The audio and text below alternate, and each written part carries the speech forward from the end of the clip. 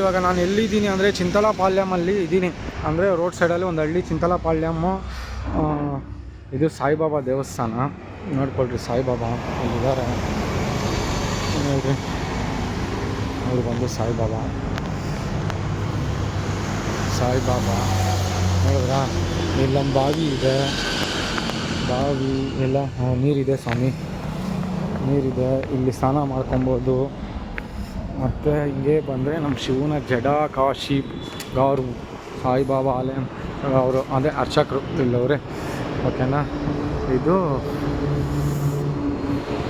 ಇಲ್ಲಿ ನೋಡಿ ಶಿವ ಹೆಂಗಿದ್ದಾರೆ. ಓಂ ನಮಃ ಶಿವಾಯ, ಸರ್ವೇ ಜನ ಸುಖಿನೋ ಭವಂತು. ಹಂಗೆ ಎದುರುಗಡೆ ನೋಡಿದ್ರೆ ನಂದಿ. ಓಂ ನಮಃ ಶಿವಾಯ. ಇದು ಬಂದು ನವಗ್ರಹಗಳು ಇದೆ. ಓಂ ನಮಃ